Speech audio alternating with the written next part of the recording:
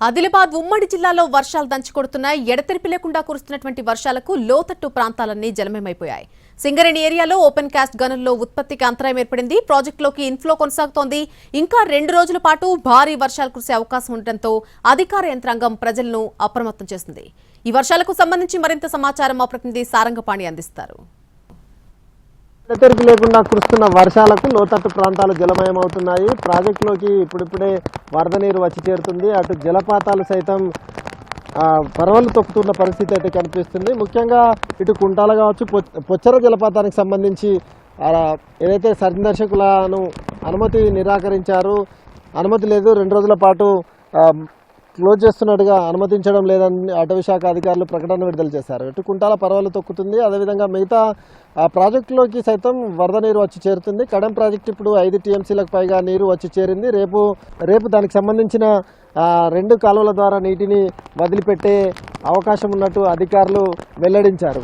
Kadem project చూసుకున్నట్లయితే ఇప్పుడు 2000 పైచిలకు క్యూసెక్ల ఇన్ఫ్లో కొనసాగుతుంది. ఇంకా మొత్తం 7 టీఎంసీలకు పైగా ఉన్న ఈ ప్రాజెక్టులో 5 టీఎంసీలు ఇప్పటికే దాటిపోయింది.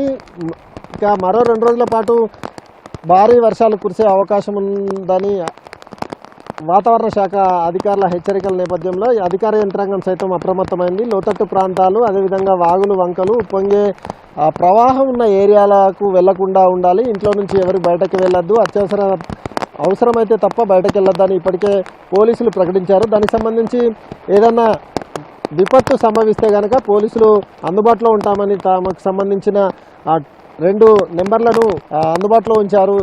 DDRF సైతం అందుబాటులో ఉంది. ఎవరికి ఎలాంటి ఇబ్బందులైనా తమకు ఫోన్ చేసి చెప్పాలని కంట్రోల్ రూమ్ సైతం ఏర్పాటు చేసినట్టుగా జిల్లా ఎస్పీ ఇప్పటికే ప్రకటించారు. ప్రస్తుతం మనం తెలంగాణ మహారాష్ట్ర సరిహద్దులోని పెనుగంగా వద్ద ఉన్నాం. పెనుగంగా గతంతో పోలిస్తే ఇప్పుడు ప్రవాహం పెరిగింది.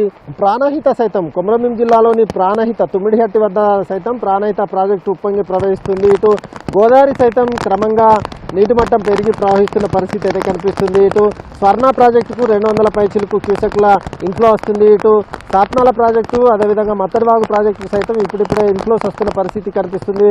అటు కొమరంభీం ప్రాజెక్టుకు సంబంధించి 2 గేట్లు ఎత్తి దిగువకు నీటిని విడుదల చేస్తున్నారు. అయితే ఇది పూర్తిగా కొమరంభీం ప్రాజెక్టు 10 టీఎంసీల కెపాసిటీ గాను కేవలం 5 టీఎంసీల వరకే నీటిని నిల్వ ఉంచుతున్నారు. ఎందుకంటే కట్ట గతంలో ఒక వైపు కుంగిపోయిన నేపథ్యంలో ఇప్పుడు ఎక్కువ నీళ్లు కనుక స్టోరేజ్ కనుక ఉంచితే కట్ట తెగే ప్రమాదం ఉంటుంది కనుక 5 టీఎంసీలకే పరిమితం చేస్తున్నారు. అయితే వచ్చిన నీళ్లను వచ్చినట్టుగా ఏదైతే 2 గేట్ల ద్వారా దిగువకు వెళ్ళాలి చేస్తున్న పరిస్థితి అయితే కనిపిస్తుంది. పెనుగంగా వద్ద ఇక్కడ స్థానికులు ఉన్నారు.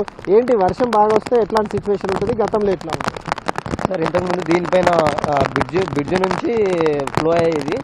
ఇప్పటికైతే ఈ వర్షానికైతే ఇప్పటికైతే నార్మల్గా కనిపిస్తుంది. మరి రేపటి వరకు దీనిపైన నుంచి పోయే అవకాశం కూడా ఉంటుంది సార్.